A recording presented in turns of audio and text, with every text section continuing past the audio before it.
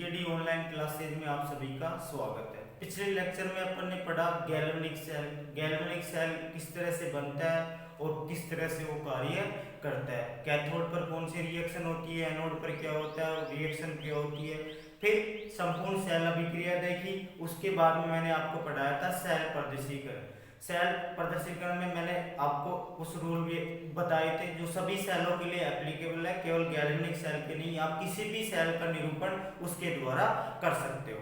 तो इस तरह से पिछले लेक्चर में अपन ने पढ़ा था गैल्वेनिक सेल। अब आपके टॉपिक है, आज पढ़ेंगे सेल का विद्युत वाहक बल या सेल विभव, EMF, electromagnetic force of cell, EMF of cell. तो सेल का विद्युत वाहक बल क्या होता है या आप कह सकते हो सेल विभव क्या होता है। तो देखो, धातु इलेक्ट्रोडों में क्या होता है, जब धातु इलेक्ट्रोड और उसके लवण धातु इलेक्ट्रोड को जब उस धातु के लवण विलयन के अंदर डुबोया जाता है तो धातु इलेक्ट्रोड तथा धातु लवण विलयन के संधि पृष्ठ पर एक इलेक्ट्रिकल डबल लेयर, विद्युत द्विक स्तर क्या हो जाता है, उत्पन्न हो जाता है। और इस इलेक्ट्रिकल डबल लेयर के कारण इस संधि पृष्ठ पर क्या हो जाता है, एक विभव उत्पन्न हो जाता है, आवेश उत्पन्न हो जाता है। और इस विभव को क्या कहते हैं, इलेक्ट्रोड विभव या अर्ध सेल विभव कहते हैं। और किसी भी सेल के दोनों अर्ध सेल विभव को अंतर ही क्या कहलाता है, सेल का विद्युत वाहक बल। अर्थात एक अर्ध सेल पर जो विभव उत्पन्न हुआ और दूसरे पर जो विभव उत्पन्न हुआ, उन दोनों के अंतर को क्या कहते हैं, सेल का ईएमएफ या सेल का विद्युत वाहक बल। तो सेल का विद्युत वाहक बल कैसे निकालते हैं भाई, दोनों अर्ध सेल इलेक्ट्रोडों के विभव के अंतर के बराबर क्या आता है, सेल का विद्युत वाहक बल आता है। दूसरी परिभाषा मैं कहूं सीधे शब्दों में, खुले परिपथ में, अर्थात खुले परिपथ में जब सेल के अंदर से कोई धारा प्रवाहित नहीं हो रही है तो सेल के दोनों इलेक्ट्रोडों के विभवांतर के अंतर को क्या कहते हैं, सेल विभव कहते हैं। तो दो इलेक्ट्रोड हो गए, एक कैथोड हो गया, एक एनोड। तो ईएमएफ किसके बराबर हो जाएगा भाई, ई naught cathode minus E naught anode के बराबर हो जाएगा। तो इस तरह से आप दोनों अर्ध सेल इलेक्ट्रोड के विभव के अंतर के आधार पर अंतर से क्या निकाल सकते हो, सेल का विद्युत वाहक बल निकाल सकते हो। तो परिभाषा क्या हो जाएगी, विद्युत रासायनिक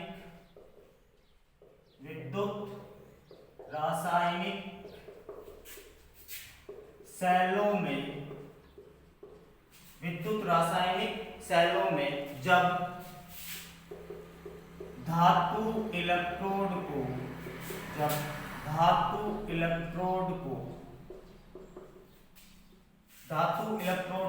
धातु के लवण विलयन में, धातु के लवण विलयन में डुबोया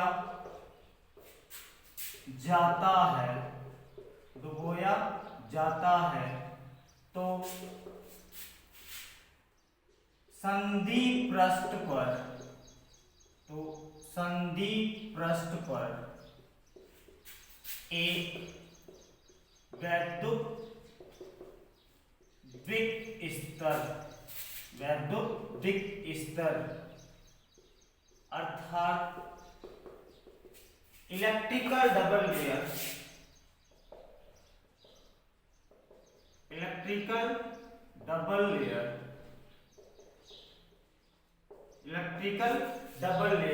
बन जाती है, इलेक्ट्रिकल डबल लेयर उत्पन्न हो जाता है। और इस इलेक्ट्रिकल डबल लेयर के कारण ही विभव उत्पन्न होता है। और इस विद्युत द्विक स्तर के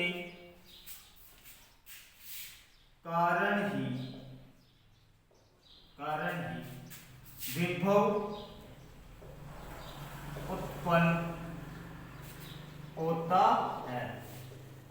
इस वैद्युत द्विक स्तर के कारण ही क्या उत्पन्न होता है भाई, विभव उत्पन्न होता है, जिसे इलेक्ट्रोड विभव या अर्ध शेल विभव कहते हैं। इलेक्ट्रोड विभव या अर्ध शेल विभव कहते हैं। और दोनों इलेक्ट्रोड के मध्य विभव का वास्तविक अंतर क्या कहलाता है? आपका शेल का विद्युत वाहक बल कहलाता है या शेल विभव कहलाता है। दोनों इलेक्ट्रोड के बीच विभव का वास्तविक अंतर ही शेल विभव,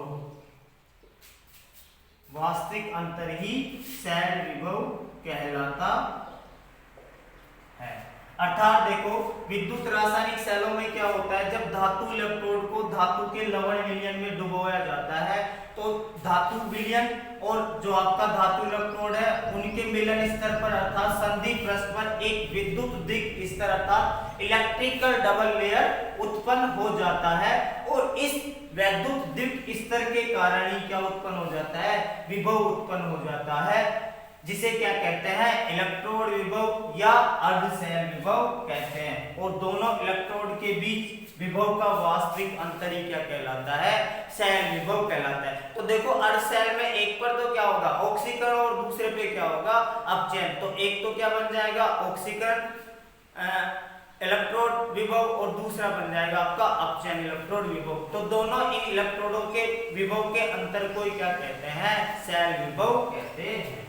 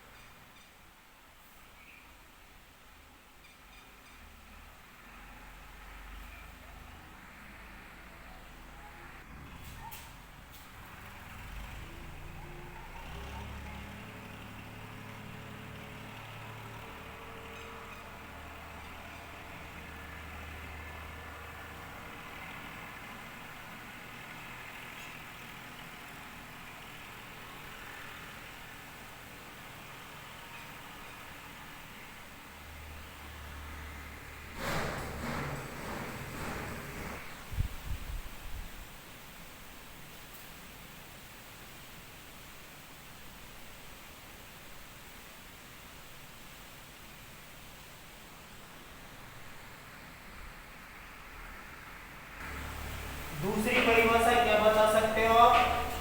खुले परिपथ में। दूसरी परिभाषा क्या बताओगे? खुले परिपथ में। खुले परिपथ में जब शेल में कोई विद्युत धारा, शेल में कोई विद्युत धारा प्रवाहित नहीं हो रही हो तो, नहीं हो रही हो तो इलेक्ट्रोडों पर उत्पन्न विभव का अंतर ही क्या कहलाता है? शेल विभव। उत्पन्न विभव का अंतर ही विद्युत वाहक बल कहलाता है। अर्थात जब शेल के किसमें हो भाई? खुले परिपथ में। शेल में से कोई धारा प्रवाहित नहीं हो रही हो तो इलेक्ट्रोडों पर उत्पन्न विभव का अंतर ही क्या कहलाता है? शेल का विद्युत वाहक बल कहलाता है। तो ई शेल क्या हो जाएगा भाई? ई ईएमएफ क्या हो जाएगा? इसके बराबर ई कैथोड माइनस ई एनोड की हो जाएगा।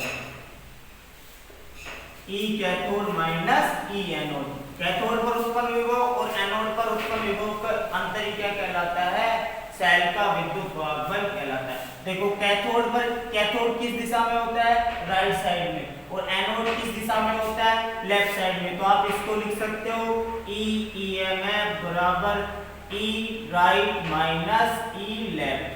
क्या लिख सकते हो भाई, ईएमएफ बराबर ई राइट माइनस ई लेफ्ट। या आप कह सकते हो कैथोड पर क्या होता है, अपचयन, और एनोड पर क्या होता है, ऑक्सीकरण। तो इसको नेक्स्ट तरीके से कैसे लिख सकते हो, अलग तरीके से, ईएमएफ बराबर क्या हो जाएगा, ई अपचयन माइनस ई ऑक्सीकरण, ई अपचयन माइनस ई ऑक्सीकरण।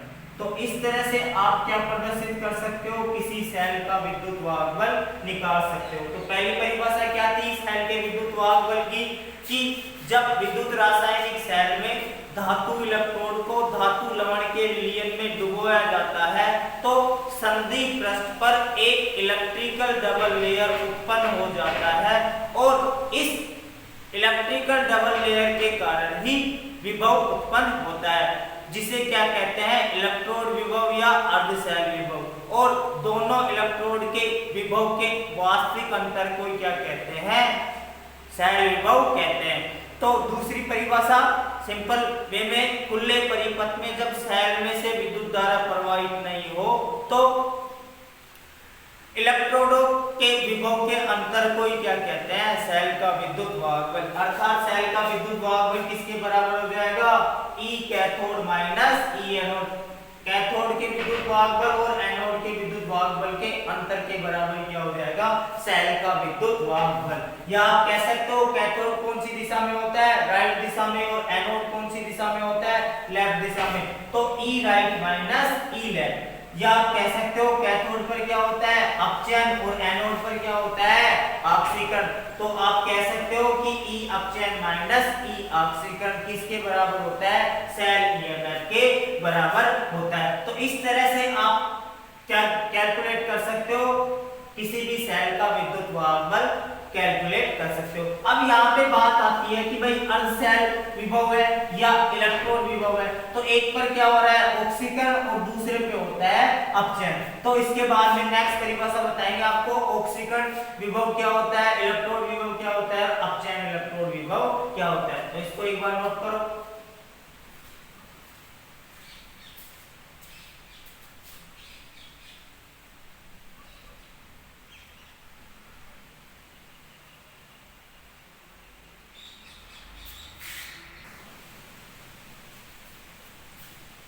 ईएमएफ किसके बराबर हो जाएगा, सेल का ई कैथोड माइनस ई एनोड, या ई आर माइनस ई लेफ्ट, या ई अपचयन माइनस ई ऑक्सीकरण। तो इस तरह से आप क्या निकाल सकते हो, किसी भी सेल का विद्युत वाहक बल या सेल विभव कैलकुलेट कर सकते हो।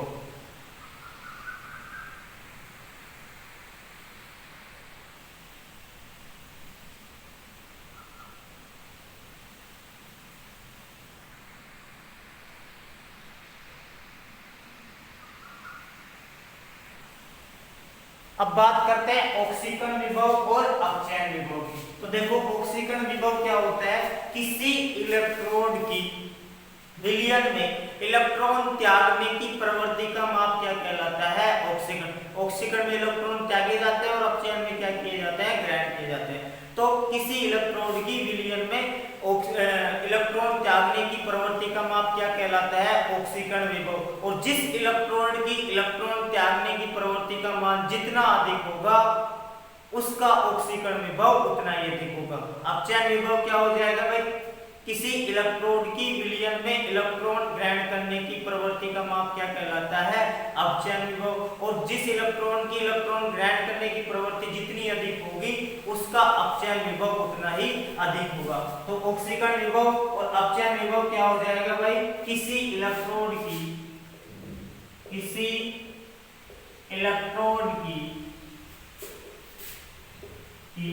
विलयन में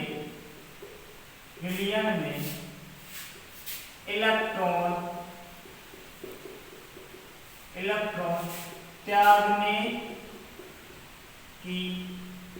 प्रवृत्ति का माप उसका इलेक्ट्रॉन त्यागने की प्रवृत्ति का माप उस इलेक्ट्रोड का क्या कहलाता है भाई? इलेक्ट्रोड का ऑक्सीकरण विभव कहलाता है। तो किसी इलेक्ट्रोड की विलयन में इलेक्ट्रॉन त्यागने की प्रवृत्ति का माप उस इलेक्ट्रोड का क्या कहलाता है? ऑक्सीकरण विभव। जिस इलेक्ट्रोड की इलेक्ट्रॉन त्यागने की प्रवृत्ति जितनी अधिक होगी उसका ऑक्सीकरण विभव भी क्या होगा? उतना ही अधिक होगा। अर्थात जिस इलेक्ट्रोड की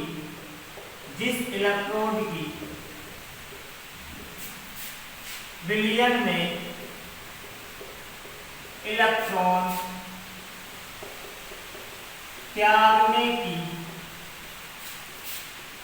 प्रवृत्ति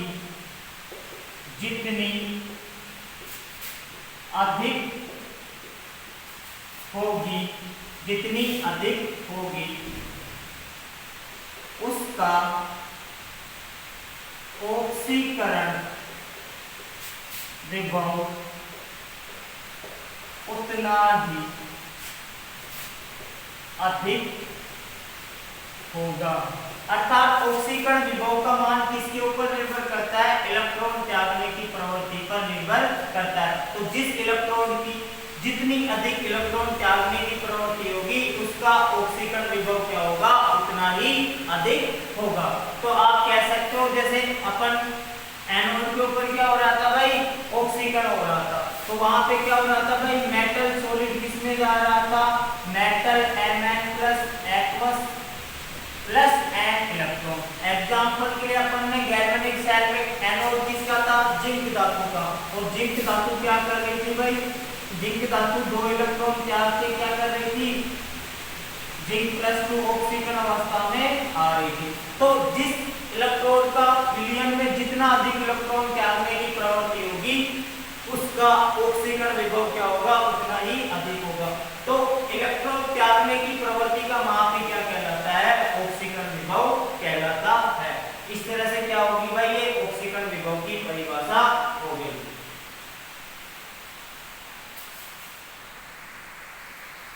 तो भाई ऑक्सीकरण विभव क्या हो जाएगा? किसी इलेक्ट्रोड की विलयन में इलेक्ट्रॉन त्यागने की प्रवृत्ति का माप उस इलेक्ट्रोड का ऑक्सीकरण विभव कहलाता है।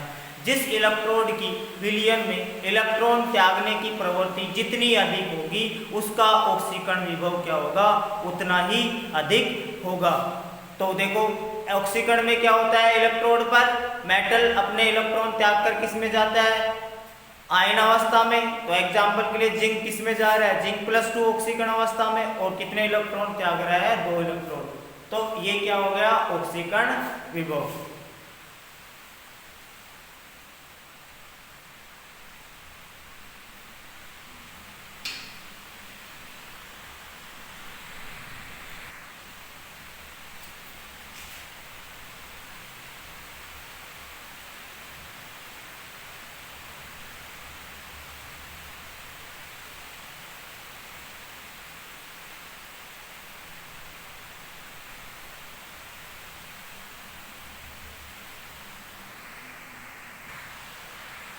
अब नेक्स्ट बात करते हैं भाई अपचयन विभव की। देखो अपचयन विभव क्या हो जाएगा? किसी इलेक्ट्रोड का विलयन में इलेक्ट्रॉन ग्रहण करने की प्रवृत्ति का माप उस इलेक्ट्रोड का अपचयन विभव कहलाता है। तो जिस इलेक्ट्रोड की इलेक्ट्रॉन ग्रहण करने की प्रवृत्ति जितनी अधिक होगी उसका अपचयन विभव क्या होगा? उतना ही अधिक होगा।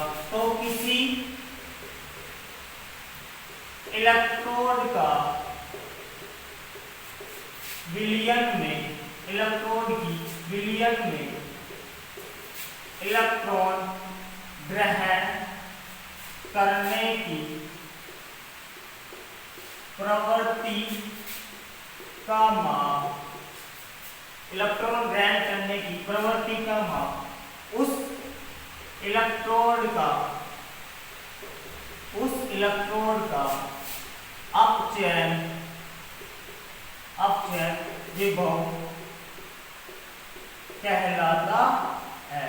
उस इलेक्ट्रॉन का क्या कहलाता है भाई? अपचयन विभव कहलाता है। जिस इलेक्ट्रोड की जिस इलेक्ट्रोड की इलेक्ट्रॉन ग्रहण करने की प्रवृत्ति जितनी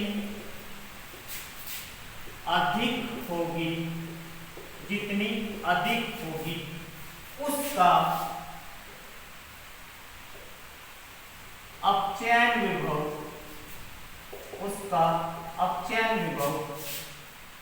उतना ही ज्यादा होगा। समझ रहे हो कि जो इलेक्ट्रॉन जितना अधिक इलेक्ट्रॉन ग्रहण करेगा, जितनी संख्या में इलेक्ट्रॉन ग्रहण करेगा, उसके अपचयन विभव का मान भी क्या होगा, उतना ही अधिक। तो एग्जाम्पल के लिए अपचयन विभव कैथोड पर क्या होता था भाई, मेटल आयन इलेक्ट्रॉन ग्रहण करके किसमें जाता था, कैथोड इलेक्ट्रोड के ऊपर अवक्षेपित होता था। तो यहाँ पे क्या होगा भाई, metal N+H+ plus N electron ग्रहण करके क्या हो रहा है भाई, मेटल सॉलिड में कन्वर्ट हो रहा है। एग्जाम्पल के लिए गैल्वेनिक सेल में क्या हो रहा था भाई, कॉपर +2 आयन 2 इलेक्ट्रॉन ग्रहण करके क्या बना रहा था, कॉपर सॉलिड बना रहा था। तो अपचयन विभव में क्या होता है भाई, अपचयन विभव क्या होता है, किसी इलेक्ट्रोड की विलयन में इलेक्ट्रॉन ग्रहण करने की प्रवृत्ति का माप क्या कहलाता है, उस इलेक्ट्रोड का अपचयन विभव कहलाता है। जिस इलेक्ट्रोड की इलेक्ट्रॉन ग्रहण करने की प्रवृत्ति जितनी अधिक होगी, उसका अपचयन विभव क्या होगा, उतना ही ज्यादा होगा। तो अपचयन में क्या होता है भाई, मेटल आयन इलेक्ट्रॉन ग्रहण करके क्या बनाता है, धातु। और यहाँ पे देखो एग्जाम्पल के लिए आपका कॉपर +2 2 इलेक्ट्रॉन ग्रहण करके क्या बना रहा है, कॉपर सॉलिड में कन्वर्ट हो रहा है। तो इस तरह से ऑक्सीकरण विभव क्या हो गया, इलेक्ट्रॉन त्यागने की प्रवृत्ति का माप, और अपचयन विभव क्या हो गया, इलेक्ट्रॉन ग्रहण करने की प्रवृत्ति का माप। देखो ऑक्सीकरण विभव और अपचयन विभव का मान क्या होता है, समान होता है, लेकिन इनका चिन्ह क्या होता है, एक दूसरे के क्या होते हैं, अपोजिट। यदि एक का मान धनात्मक है तो दूसरे का मान क्या हो जाता है, ऋणात्मक हो जाता है। लेकिन मैग्नीट्यूड में क्या होता है, इनका मान समान होता है, लेकिन साइन में क्या होते हैं, एक दूसरे के क्या होते हैं, अपोजिट होते हैं।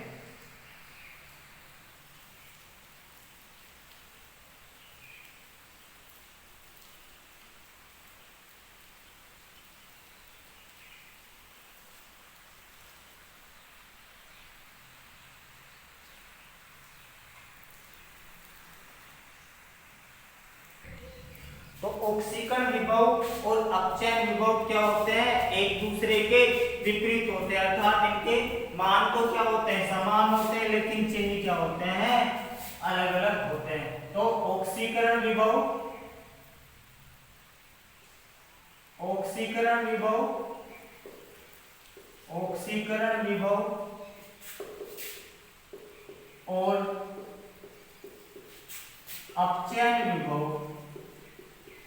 अपचयन विभव एक दूसरे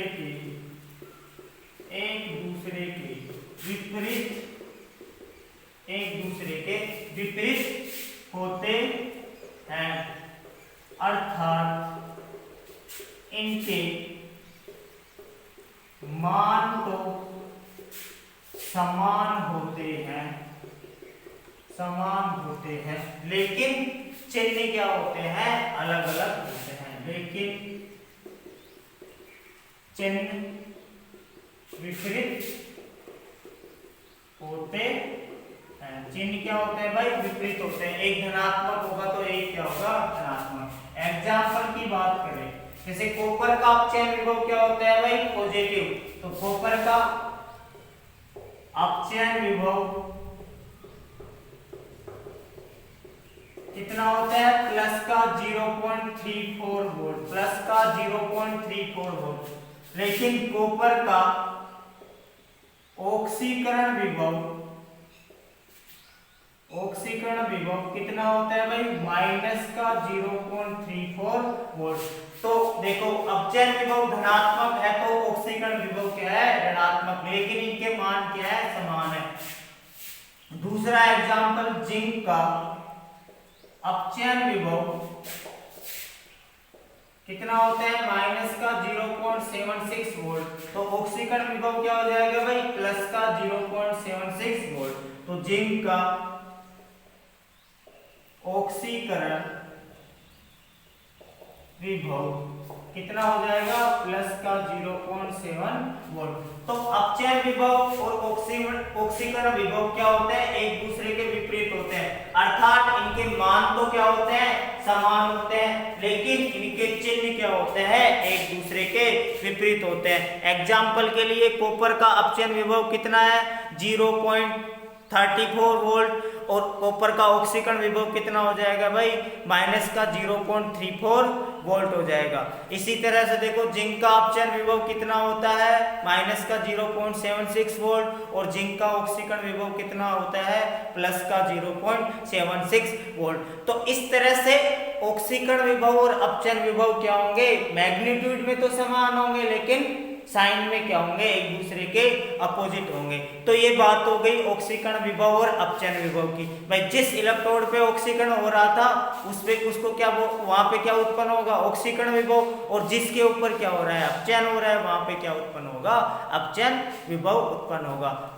अब बात करेंगे मानक इलेक्ट्रोड विभव की। वो भी कुछ नहीं है, बस केवल आपको परिस्थिति क्या लेनी पड़ेगी, मानक अर्थात टेम्परेचर समान होगा, सांद्रता सेल की क्या रहेगी, समान रहेगी। तो निश्चित परिस्थितियों में यदि सेल का विभव निकाला जाता है तो वो क्या कहलाता है, मानक सेल विभव कहलाता है।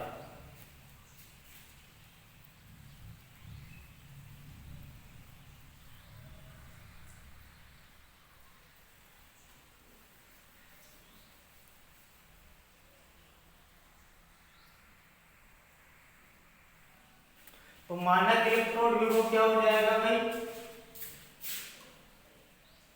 निश्चित परिस्थिति में स्टैंडर्ड इलेक्ट्रोड विभव क्या हो जाएगा, एक अर्ध सेल में, एक अर्ध सेल में, एक अर्ध सेल में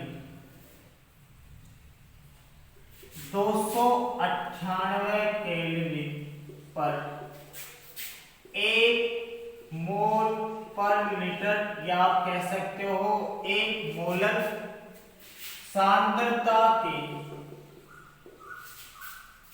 धातु विलयन में इलेक्ट्रोड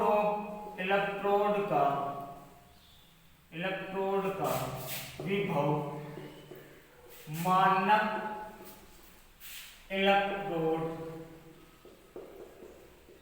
विभव कहलाता है, मानक इलेक्ट्रोड विभव कहलाता है।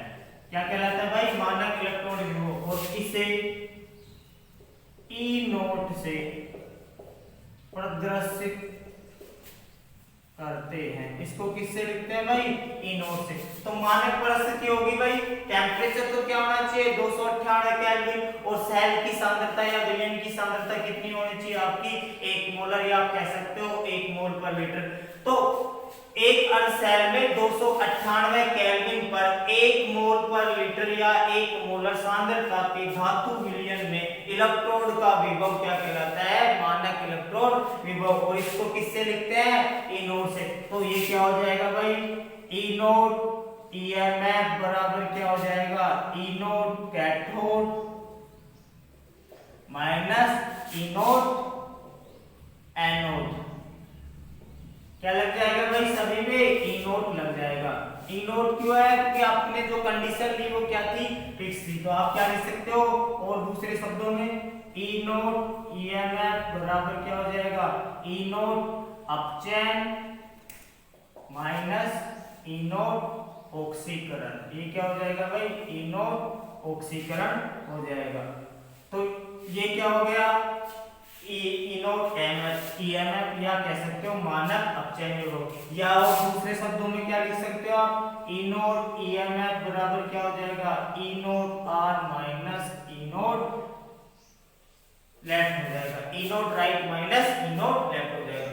तो मानक इलेक्ट्रोड विभव कोई अलग से विभव नहीं है, केवल परिस्थितियां आपकी जो कंडीशन है वो क्या है, फिक्स है। टेम्परेचर 258 केल्विन है और सांद्रता क्या है सेल की 1 मोलर है या 1 मोल पर लीटर है। तो मानक इलेक्ट्रोड विभव क्या हो जाएगा, एक अर्ध सेल में 258 केल्विन पर 1 मोल पर लीटर सांद्रता के धातु विलयन में इलेक्ट्रोड का विभव क्या कहलाता है, मानक इलेक्ट्रोड विभव कहलाता है। और इसे किससे प्रदर्शित करते हैं भाई, ई नोट से प्रदर्शित करते हैं। तो ई नोट ईएमएफ क्या हो जाएगा, E naught cathode minus E naught anode, या आप दूसरे शब्दों में कह सकते हो ई नोट अपचयन माइनस ई नोट ऑक्सीकरण, या और कह सकते हो E naught R minus E naught left, या E naught right minus E naught left. तो इस तरह से आप क्या निकाल सकते हो, मानक इलेक्ट्रोड विभव। तो अभी तक अपन ने इलेक्ट्रोड विभव या विद्युत वाहक बल पढ़ा, उसके बाद में ऑक्सीकरण अपचयन विद्युत वाहक बल पढ़ा, और अब क्या पढ़ा, मानक इलेक्ट्रोड विभव। अब इसके बाद में अपन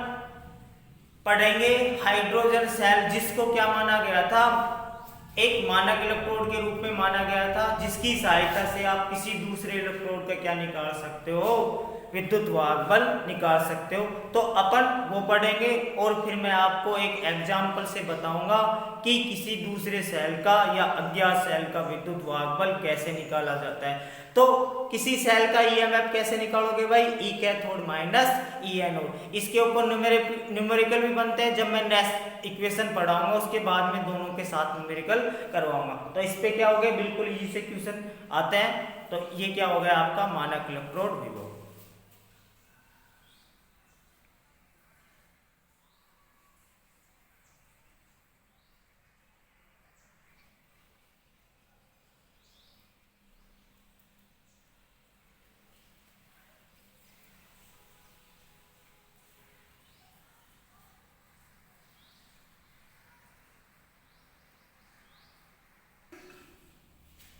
अब नेक्स्ट बात करते हैं इलेक्ट्रोड विभव के मापन की। आपको कोई अज्ञात सेल दे दिया, उसके विभव का मापन कैसे करोगे। क्योंकि अपन जानते हैं भाई, अपन किसके बारे में अध्ययन कर रहे हैं, एक अर्ध सेल के बारे में और दूसरे अर्ध सेल के बारे में, और दोनों अर्ध सेल को मिलाकर किसका कर रहे हैं, एक पूरे सेल का निर्माण कर रहे हैं। अपन जानते हैं कि एक अर्ध सेल दूसरे अर्ध सेल के साथ संयुक्त होकर क्या बनाता है, विद्युत रासायनिक सेल। तो आप किसी दूसरे अर्ध सेल या किसी अज्ञात विभव वाले सेल का विभव ज्ञात करना क्या हो गया, एक मुश्किल बात हो गई। तो इस बात का या किसी अज्ञात विभव सेल का विभव ज्ञात करने के लिए अंतरराष्ट्रीय सहमति से एक इलेक्ट्रोड को क्या मान लिया गया भाई, संदर्भ इलेक्ट्रोड के रूप में मान लिया गया।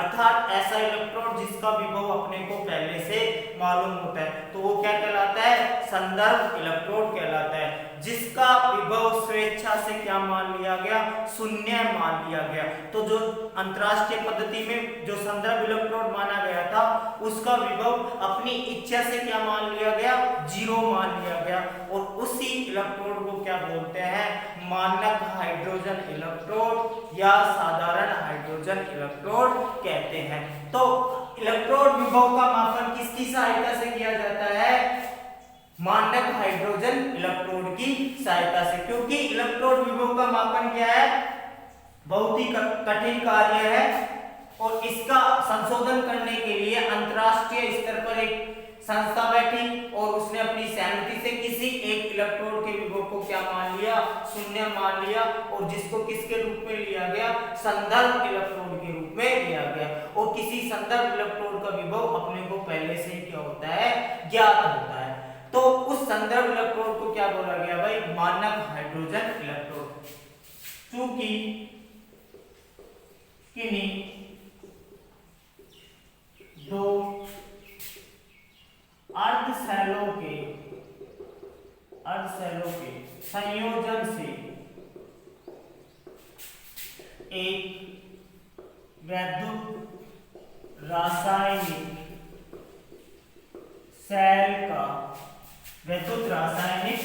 सेल का निर्माण होता है। अतः किसी इलेक्ट्रोड का विभव ज्ञात करना मुश्किल कार्य होता है, लेकिन अंतरराष्ट्रीय सहमति से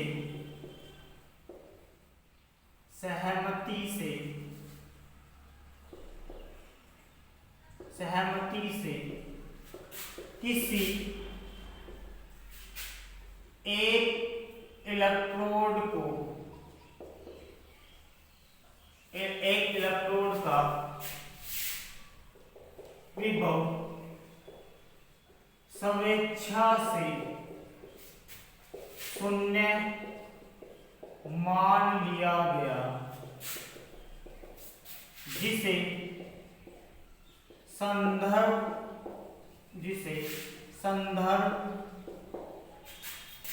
इलेक्ट्रोड के रूप में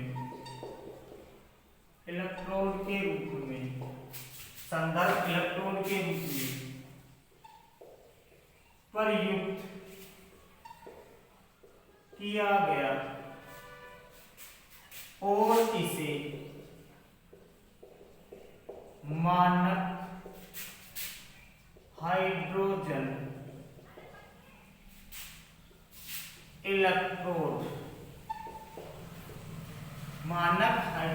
इलेक्ट्रोड या कहते हो आप SHE कहा गया। इसको क्या कहा गया भाई, जो संदर्भ इलेक्ट्रोड माना गया उसको क्या कहा गया, मानक हाइड्रोजन इलेक्ट्रोड विभव कहा गया। अतः SHE आप कह सकते हो मानक हाइड्रोजन इलेक्ट्रोड की सहायता से अज्ञात सेल का सेल विभव ज्ञात किया जाता है। तो SHE की सहायता से क्या किया जाता है, किसी अज्ञात सेल का विभव ज्ञात किया जाता है। तो कि अपन जानते हैं कि किन्हीं दो अर्ध सेलों को मिलाने पर क्या बनता है, एक विद्युत रासायनिक सेल का निर्माण होता है। अतः किसी इलेक्ट्रोड का विभव ज्ञात करना क्या होता है भाई, मुश्किल कार्य होता है, लेकिन अंतरराष्ट्रीय सहमति से किसी एक इलेक्ट्रोड का विभव स्वेच्छा से शून्य मान लिया गया, जिसे क्या कहा गया, संदर्भ इलेक्ट्रोड कहा गया, जिसको क्या कहा, संदर्भ इलेक्ट्रोड के रूप में प्रयुक्त किया गया और इसे ही क्या कहा गया, मानक हाइड्रोजन इलेक्ट्रोड कहा गया, जिसका विभव क्या होता है, शून्य होता है। अतः SHE या मानक हाइड्रोजन इलेक्ट्रोड की सहायता से अज्ञात सेल का विभव ज्ञात किया जाता है। अब इसके बाद में अपन बात करेंगे मानक हाइड्रोजन इलेक्ट्रोड क्या होता है और फिर किस प्रकार से मानक हाइड्रोजन इलेक्ट्रोड की सहायता से आप अज्ञात सेल का विभव ज्ञात करते हो।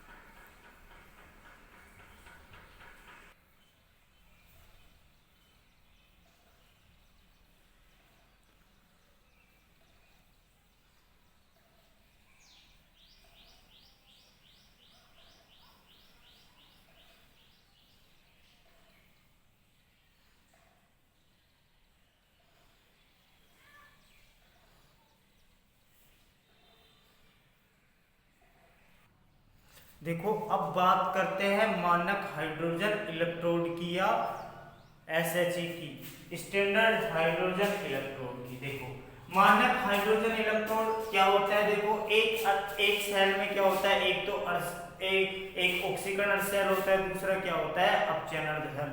तो एक के ऊपर क्या होता है, ऑक्सीकरण, और दूसरे पे क्या होता है, अपचयन होता है। लेकिन हाइड्रोजन इलेक्ट्रोड का ऑक्सीकरण और अपचयन दोनों हो सकता है। अतः हाइड्रोजन इलेक्ट्रोड की सहायता से आप किसी भी अज्ञात सेल का क्या ज्ञात कर सकते हो, विभव ज्ञात कर सकते हो। देखो हाइड्रोजन सेल की बनावट क्या होती है, इस तरह की होती है। हाइड्रोजन सेल में क्या होता है, एक प्लेटिनम का तार होता है तथा प्लेटिनम का वायर किससे जुड़ा होता है? एक प्लेटिनम युक्त पत्र से या प्लेटिनम युक्त इलेक्ट्रोड से। ये प्लेटिनम धातु का पत्र ही किसका कार्य करता है? इलेक्ट्रोड का कार्य करता है, जिसको प्लेटिनम तार की सहायता से कांच की नली में क्या कर दिया जाता है? जोड़ दिया जाता है। प्लेटिनम तार की सहायता से क्या कर दिया जाता है? इस प्लेटिनम पत्र को जोड़ दिया जाता है, और ये प्लेटिनम का पत्र ही क्या करता है? इलेक्ट्रोड का कार्य करता है। अब इस कांच की नलिका को किसके अंदर डुबो दिया जाता है? एक बीकर के अंदर डुबो दिया जाता है। बीकर के अंदर क्या भरा होता है भाई? 1 मोलर या 1 नॉर्मल HCl विलयन का क्या भरा रहता है? सॉल्यूशन भरा रहता है, मतलब HCl का क्या भरा रहता है? सॉल्यूशन भरा रहता है। अब इस कांच की नलिका पर एक वायुमंडलीय दाब या कह सकते हो 1 बार दाब और 298 केल्विन ताप पर क्या किया जाता है भाई? हाइड्रोजन गैस प्रवाहित की जाती है। तो इस कांच की नलिका में हाइड्रोजन गैस कितने दाब पर? 1 बार पर और 298 केल्विन ताप पर क्या की जाती है? हाइड्रोजन गैस प्रवाहित की जाती है। अब यह हाइड्रोजन गैस क्या करती है? इस प्लेटिनम युक्त इलेक्ट्रोड के द्वारा क्या होती है? अवशोषित हो जाती है, और बाकी की जो हाइड्रोजन गैस बचती है अवशोषण के बाद में, वो बुलबुलों के रूप में इस विलयन के अंदर निकल जाती है। देखो इधर से क्या होती है? नीचे से बुलबुलों के रूप में विलयन से निकल जाती है। और इस तरह से यहाँ पे देखो प्लेटिनम इलेक्ट्रोड क्या कर रहा है? अवशोषण का कार्य भी कर रहा है। तो यहाँ पे जो आपका मानक हाइड्रोजन इलेक्ट्रोड है, वो ऑक्सीकरण और अपचयन दोनों ही क्या होते हैं? इस प्लेटिनम इलेक्ट्रोड पे होते हैं। जो आपके मानक हाइड्रोजन इलेक्ट्रोड में ऑक्सीकरण और अपचयन दोनों अभिक्रियाएं किसके ऊपर होती हैं? इस प्लेटिनम युक्त इलेक्ट्रोड पर होते हैं। तो इस तरह से मानक हाइड्रोजन इलेक्ट्रोड एनोड और कैथोड दोनों का कार्य करता है। जब इसके ऊपर ऑक्सीकरण होता है तो किसका कार्य करता है? एनोड का। और जब इसके ऊपर प्लेटिनम इलेक्ट्रोड पर अपचयन होता है तो ये किसकी तरह कार्य करता है? कैथोड की तरह कार्य करता है। तो ये एनोड की तरह कार्य करेगा। इसका विभव कितना होता है? 0 होता है। तो दूसरे वाले का विभव आप ज्ञात कर सकते हो आराम से, वो किसकी तरह कार्य करेगा? कैथोड की तरह। जब हाइड्रोजन इलेक्ट्रोड किसकी तरह कार्य करता है? कैथोड की तरह। तो सामने वाला इलेक्ट्रोड किसकी तरह कार्य करेगा भाई?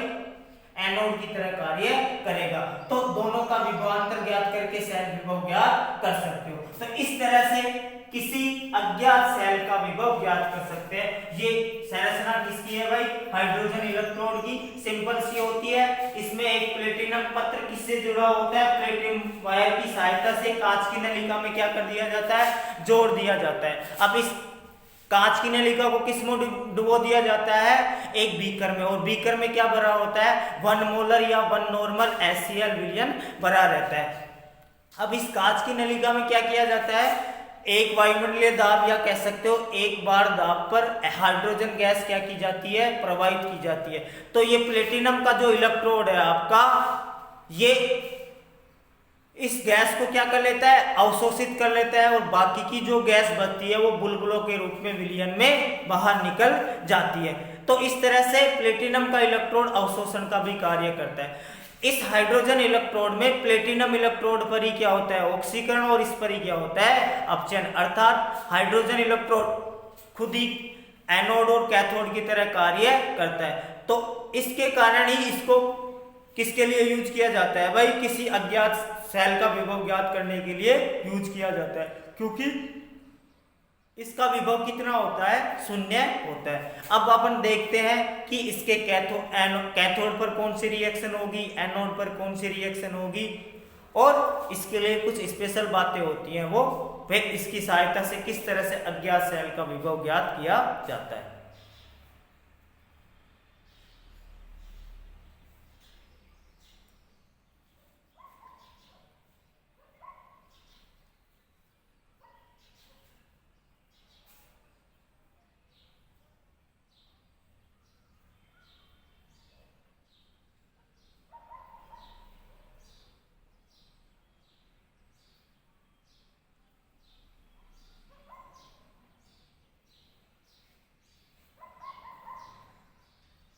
अब देखो SHE मानक हाइड्रोजन इलेक्ट्रोड की कार्यप्रणाली को लिखते हैं।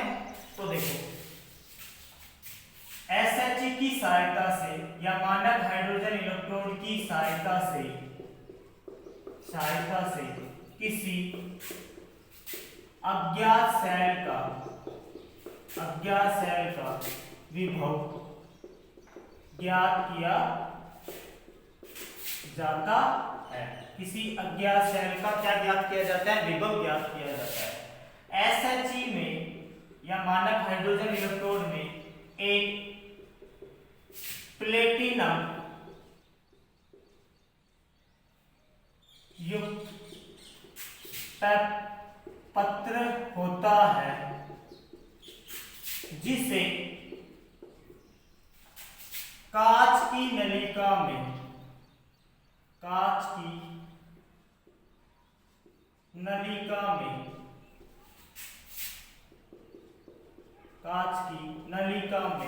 प्लेटिनम तार की सहायता से प्लेटिनम तार की सहायता से जोड़ दिया जाता है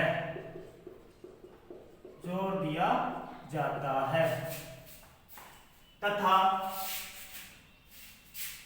इस कांच की नलिका को किसके अंदर रख दिया जाता है? एक बीकर के अंदर रख दिया जाता है। इस कांच की नलिका को एक बीकर में रख दिया जाता है। किसमें रख दिया जाता है? एक बीकर में, जिसमें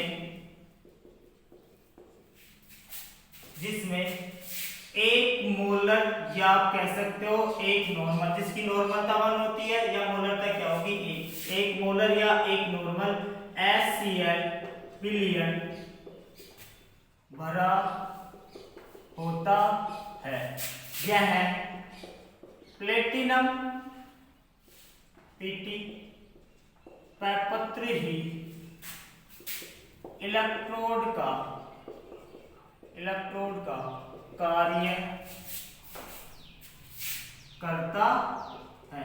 तो ये प्लेटिनम का जो धातु है वो क्या कार्य करता है भाई? इलेक्ट्रोड का कार्य करता है। इस कांच की नलिका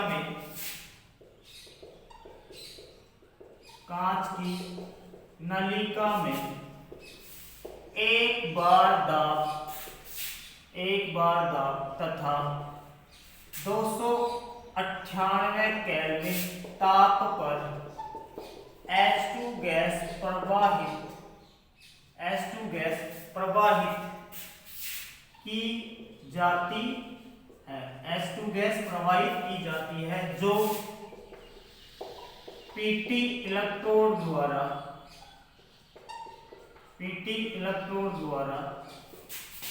अवशोषित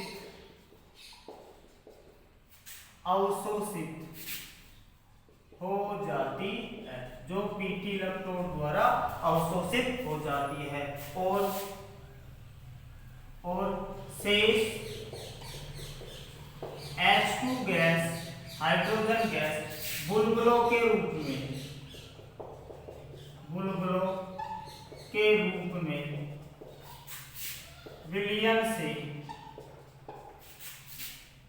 बाहर निकलती है। किससे बाहर निकलती है?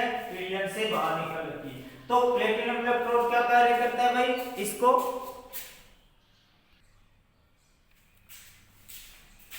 तो इस कांच की नलिका को किसमें डुबो दिया जाता है? एक बीकर में रख दिया जाता है जिसमें क्या भरा होता है? 1 मोलर या 1 नॉर्मल HCl विलयन भरा होता है। और ये प्लेटिनम पपत्री क्या करता है? प्लेटिनम धातु का टुकड़ा ही क्या कार्य करता है? इलेक्ट्रोड का कार्य करता है। सॉरी बच्चों, इंक खत्म हो गई थी, मार्कर में थोड़ा लाइट हो गया था, इसलिए दोबारा से नोट कर रहा हूं। तो अब क्या किया जाता है? इस कांच की नलिका में एक बार दाब तथा 298 केल्विन ताप पर H2 गैस, हाइड्रोजन गैस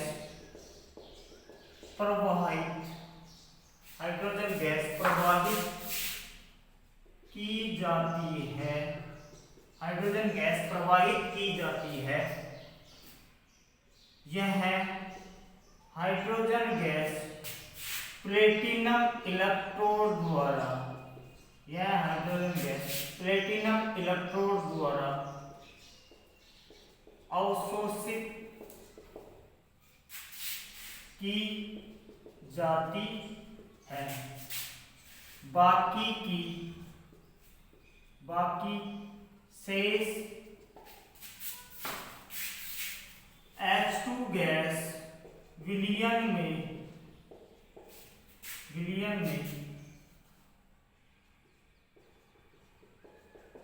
बुलबुलों के रूप में बाहर निकलती है। जो आप हाइड्रोजन गैस प्रवाहित कर रहे हो वो किसके द्वारा अवशोषित हो जाती है? प्लेटिनम इलेक्ट्रोड के द्वारा। और जो बाकी की शेष हाइड्रोजन गैस बचती है वो कहाँ होती है? विलयन के अंदर बुलबुलों के रूप में बाहर निकल जाती है। तो हाइड्रोजन इलेक्ट्रोड की सहायता से आप क्या कर सकते हो? किसी अज्ञात सेल का विभव ज्ञात कर सकते हो। हाइड्रोजन इलेक्ट्रोड में क्या होता है भाई? एक प्लेटिनम युक्त प्रपत्र होता है जिसे कांच की नलिका में प्लेटिनम तार की सहायता से फ्यूज कर दिया जाता है या जोड़ दिया जाता है। इस कांच की नलिका को एक बीकर में क्या कर दिया जाता है? रख दिया जाता है, जिसमें क्या होता है? 1 मोलर या 1 नॉर्मल HCl विलयन भरा होता है। और यह प्लेटिनम का धातु का टुकड़ा या प्रपत्र ही किसका कार्य करता है? इलेक्ट्रोड का कार्य करता है। इस कांच की नलिका में एक बार दाब या 298 केल्विन ताप पर हाइड्रोजन गैस प्रवाहित की जाती है। यह हाइड्रोजन गैस प्लेटिनम इलेक्ट्रोड द्वारा अवशोषित की जाती है। बाकी की शेष हाइड्रोजन गैस विलयन में बुलबुलों के रूप में क्या हो जाती है? बाहर निकल जाती है।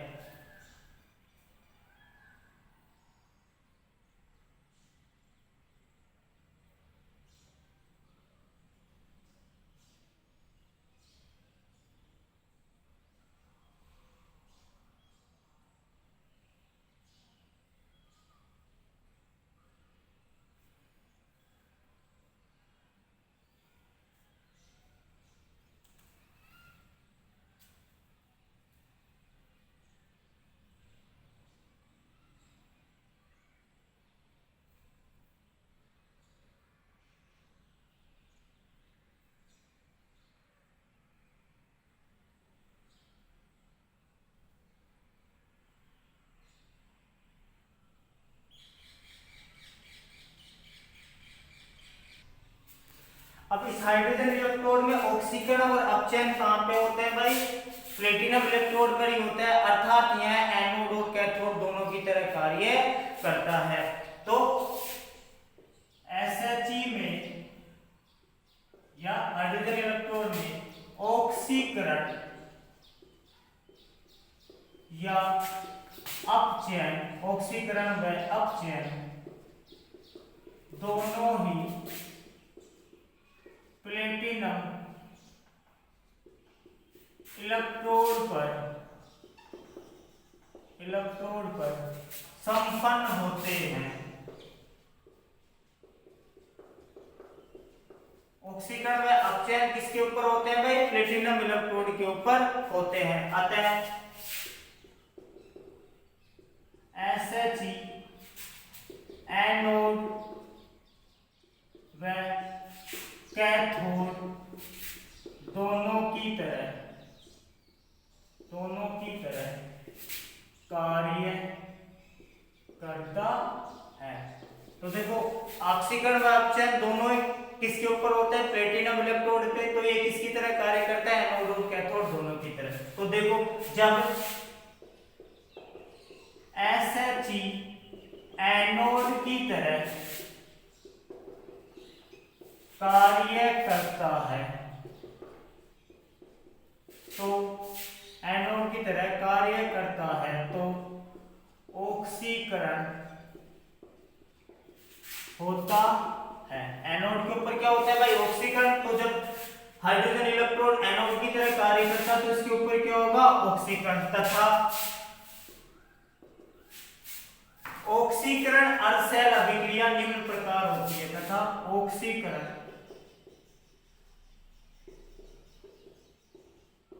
अर्धशैल अभिक्रिया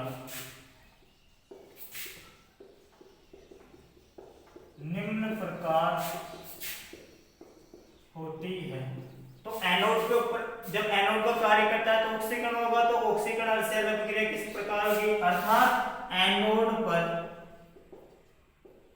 अभिक्रिया, एनोड पर अभिक्रिया क्या होगी भाई, हाइड्रोजन गैस जो आप प्रवाहित कर रहे हो वो क्या करेगी भाई, 2 इलेक्ट्रॉन त्याग के क्या बनाएगी, आपकी H+ आयन के रूप में कन्वर्ट हो जाएगी। तो जो हाइड्रोजन गैस आप कांच की नलिका के द्वारा प्रवाहित कर रहे हो वहां पे क्या हो जाएगा भाई, 2 इलेक्ट्रॉन त्याग के 2H+ आयन, और ये क्या हो जाएगा, ऑक्सीकरण हो जाएगी। तो एनोड के ऊपर अभिक्रिया कौन सी होगी भाई, H2 किस में कन्वर्ट होगी, 2H+ एक्वस प्लस 2 इलेक्ट्रॉन। जब SHE कैथोड की तरह कार्य करता है तो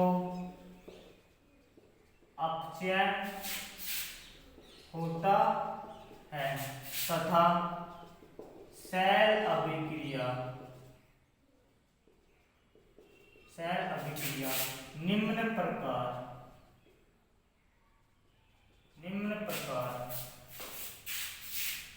होती है, सेल अभिक्रिया निम्न प्रकार होती है। तो कैथोड पर रिएक्शन कैसे होगी भाई, कैथोड पर अभिक्रिया क्या हो जाएगी भाई, एनोड की विपरीत।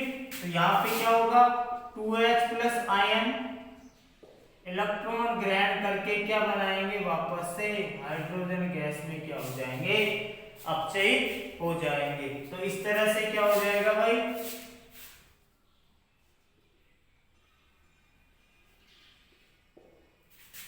अपचयन हो जाएगा।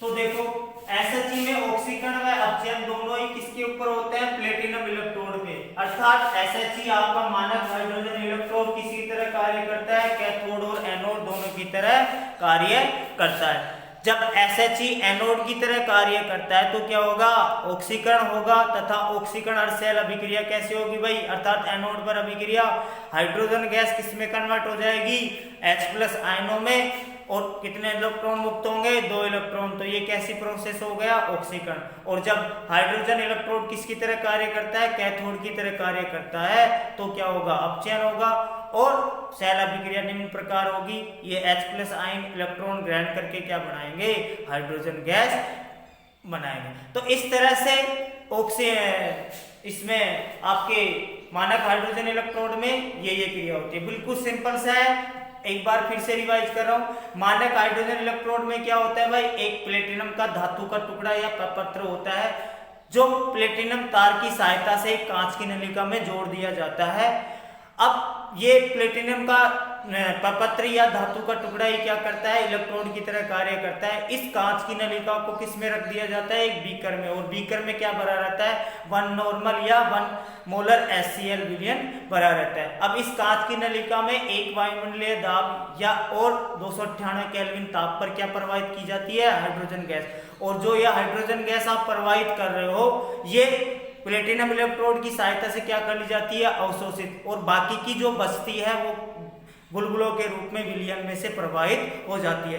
तो SHE में ऑक्सीकरण और अपचयन दोनों ही किसमें होते हैं भाई, प्लेटिनम इलेक्ट्रोड पर। अतः SHE किसकी तरह कार्य करता है, एनोड और कैथोड दोनों की तरह कार्य करता है। जब SHE एनोड की तरह कार्य करता है तो क्या होगा, ऑक्सीकरण और अभिक्रिया क्या होगी, हाइड्रोजन गैस किसमें कन्वर्ट हो जाएगी, H+ आयन में, और इलेक्ट्रॉन मुक्त हो जाएंगे, अर्थात ऑक्सीकरण होगा। और जब कैथोड की तरह कार्य करता है तो क्या होगा, अपचयन होता है, और अभिक्रिया में क्या होगा, हाइड्रोजन आयन इलेक्ट्रॉन ग्रहण करके वापस से क्या बनाएंगे, हाइड्रोजन गैस। तो इस तरह से हाइड्रोजन गैस की क्या होती है, कार्य प्रणाली होती है। कुछ स्पेशल पॉइंट है वो इसके बारे में ये नोट करो, उसके बारे में बताते हैं।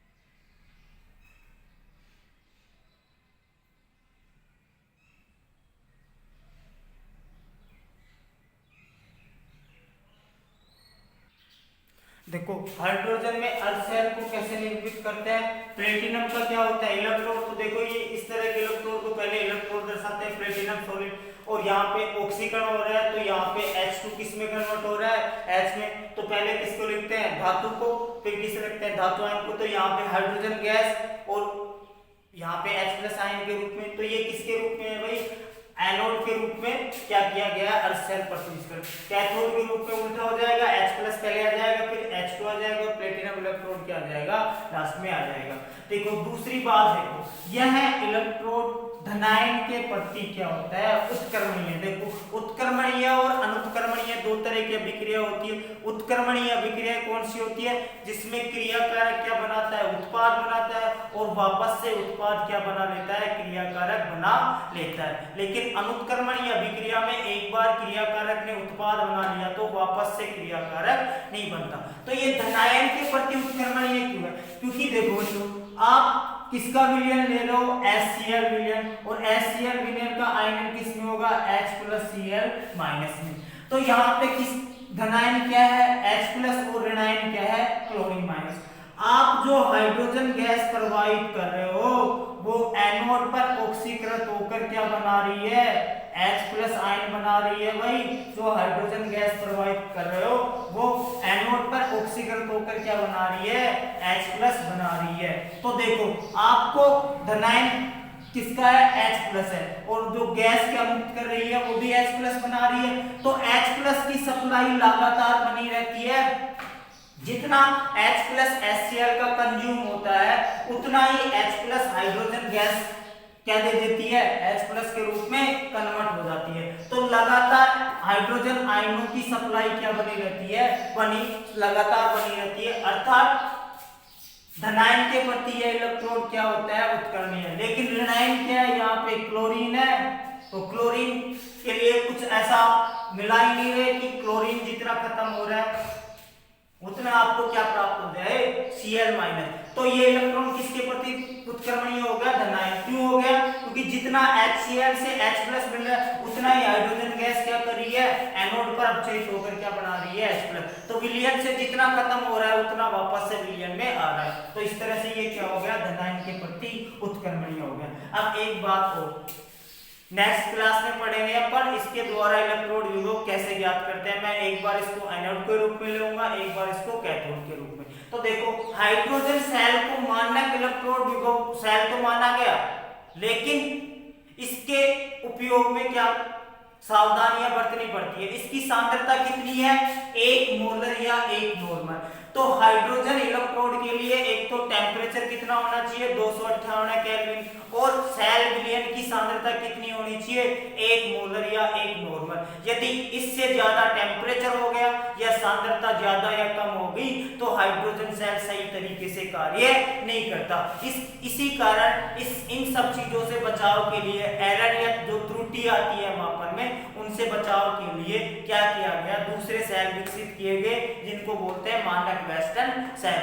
एंड नेक्स्ट वीडियो में आपको बताऊंगा कि हाइड्रोजन इलेक्ट्रोड की सहायता से किसी दूसरे सेल का क्या विभव कैसे ज्ञात किया जाता है। तो इस तरह की क्लास आज क्या हो गया हाइड्रोजन इलेक्ट्रोड, कल पढ़ेंगे इसके द्वारा इलेक्ट्रोड विभव कैसे ज्ञात करते हैं। तो बच्चों आज की क्लास यहीं तक होगी।